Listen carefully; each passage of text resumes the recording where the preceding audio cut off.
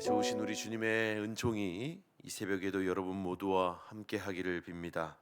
우리는 지금 사순절 순례의 여정을 걷고 있습니다. 여러분 잘 아시는 것처럼 사순절은 한자로 넉사자의 열흘순, 곧 열흘이 4번 있다고 해서 총 40일의 기간을 의미합니다. 성의 수요일로부터 시작해서 부활절에 이르기까지 주일을 제외한 총 40일의 기간을 기독교 전통에서는 제기, 곧 엄숙한 기간이라고 부르면서 지켜왔습니다. 초기 그리스도교의 성도들은 이 기간 동안 오직 하루에 한 끼만 먹었다고 하죠. 그리고 그들의 식탁에는 겨우 채소와 달걀 정도만 올릴 따름이었습니다. 그렇게 그들은 식욕을 줄이는 대신 기도와 묵상에 전념했습니다. 이처럼 그들에게 있어서 사순절은 몸의 욕망을 비우고 영적인 열망을 채우는 기간이었습니다. 거룩의 가치를 그저 말이나 관념으로서가 아니라 그들은 몸으로 살아냈던 것이죠. 그러나 오늘날 기독교의 사순절 전통은 예전에 비해서 많이 약화된 것이 사실입니다. 육체적 편안함과 안락함에 익숙해진 오늘날의 세대, 그리고 오늘의 그리스도인들은 몸의 욕망을 비우는 일에는 크게 관심하지 않습니다. 사순절의 의미는 이해하면서도 사순절을 몸소 살아내는 사람 찾아보기 어렵습니다. 예수님의 고난을 말하면서도 그 고난에 동참하려는 이들이 많지 않고, 예수님께서 40일 동안 광야에서 금식하셨던 이야기를 묵상하면서도 정작 금식하려는 사람은 없죠. 어린 시절에 제가 다니던 시골 교회에서는 사순절이 오면 여러 성도님들이 금식을 하곤 했습니다. 적게는 하루 한 끼를 금식하시는 분들도 있었고, 많게는 3일간을 작정해서 혹은 고난 주간 한 주간을 온전히 금식하시는 분들도 있었죠. 새벽 일찍부터 저녁까지 뙤약볕에 나가 반일하시는 할머니 집사님들도 금식을 하셨습니다. 주님이 돌아가셨는데 어찌 내가 먹겠느냐, 그런 이야기들이 사순절이 되면 꼭 들리곤 했습니다. 내 몸을 들여서 예수님의 고난에 어떻게 해서든지 동참하려는 그 마음, 자기의 몸으로 사순절을 살아내려고 했던 그 순수한 믿음의 정신이 우리 신앙의 선배들에게는 있었던 거죠. 그런데 이 마음이 사라지니 오늘날 그리스도인들과 교회들이 영적인 힘을 잃어가는 거 아닌가 싶습니다.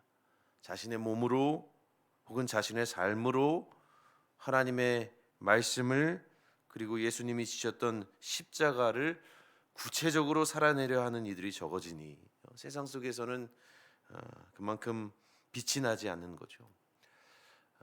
그러므로 여러분, 우리가 그렇다면 우리가 초기 그리스도교의 성도들처럼 또는 우리 신앙의 선진들처럼 이 사순의 시기를 몸으로 살아내기 위해서 어떻게 해야 할까요? 예수 그리스도의 고난에 동참할 뿐만 아니라 나를 영적인 열망으로 채워가기 위해서 우리가 가장 먼저 해야 할 일은 무엇이겠습니까? 오늘 본문을 읽으면서 저는 오늘 본문 속 5장 28절, 누가복음 5장 28절의 말씀에 주목합니다. 말씀은 매우 감명하죠. 그가 모든 것을 버리고 일어나 따르니라. 본문은 예수님께서 세릴 레위, 우리에게는 마태로 더 잘 알려진 그를 부르시는 장면입니다. 예수님께서는 그가 세관에 앉아 있는 것을 보시고 나를 따르라, 이 한마디 말씀만을 그에게 던지셨습니다. 그러자 레위는 모든 것을 버리고 일어나 따랐습니다. 마치 갈릴리의 어부들이 예수님을 따랐던 것과 같이 레위도 그렇게 예수님을 따랐던 것이죠. 이처럼 레위가 예수님의 부름에 응답하는 이 장면을 묘사하고 있는 말씀에서 우리는 세 개의 동사와 마주치게 되죠. 그가 모든 것을 버리고 일어나 따르니라. 그렇죠? 버리다, 일어나다, 그리고 따르다. 연속된 이 세 개의 동사들은 말씀 앞에선 우리들에게 마치 이렇게 이야기하는 듯 싶습니다.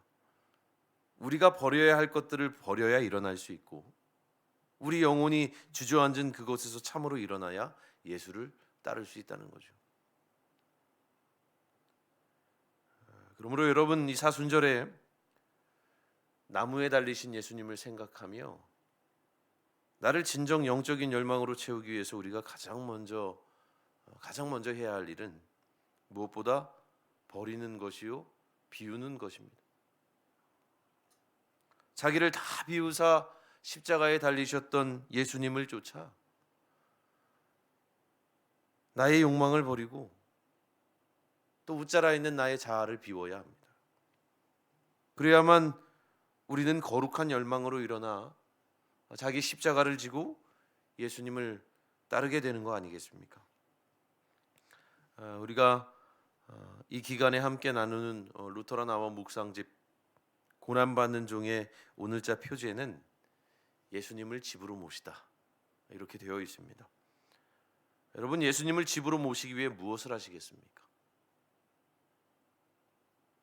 묵상글의 한 꼭지에서 말하는 것처럼 여러분의 일상이라는 집으로 예수님을 모시기 위해서 어떻게 해야 할까? 예수님을 집으로 모시기 위해 우리가 무엇을 하든지 또 어떻게 하든지 그 첫 시작은 레위가 그러했던 것처럼 버림에서부터 시작된다는 사실을 여러분 기억하십시오. 버리고 일어나 따라야 합니다.